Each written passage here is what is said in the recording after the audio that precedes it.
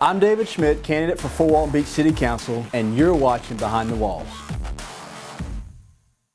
All right, today we're going to talk about budgeting for the house flips. We had a comment left on YouTube and wanted us to touch base on that, on how we kind of get our budgets together. I say screw the budgets. On the next video, no, I'm just playing. Like me, I always go over budget, so it's kind of hard to really budget, but I'll give you some tips. One, you can get your bids, get your contractors in there that you want to use. If you're going to sub it out yourself, and with your AC guy, electrical, plumbing, all that, you can get those bids. And then as far as like your finishes, and that's where most of your money comes in, your finishes, you can do square foot. So let's take example, square foot of all your flooring is $1,200 or $1,500.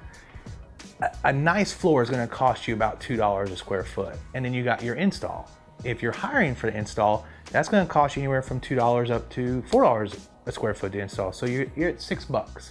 That's a good price to start out on flooring, $6 a square foot. Now, obviously that can change. You can go up or down, whatever you find. And then when you go into cabinets, that can be a little tricky. It can get hard. How I budget it, I try to budget, is about $700 per box on a kitchen, but that's probably gonna be a little high, but it's always better to be high than low. Budgeting for a flip can be tricky. I can't really say there's a science to it. It's just, with me being in for so long, I can look at a house and say it's gonna cost X amount of dollars. How I do my budgets, I take the square foot of the home and I know roughly what it cost me to do a home per square foot.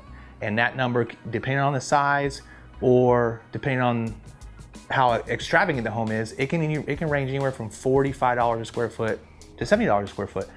But that's a contractor doing it with my connection. So get your bids, put your numbers together, pick out your materials, and then you can kind of get those numbers to a close range of what you're looking for. You're not gonna get it right all the time. Hell, I don't even get it right anytime. I always go over budget. Just find out where you want your profits margins to be, and then say, at the minimum, I wanna make this. So if you go over, it's not that bad.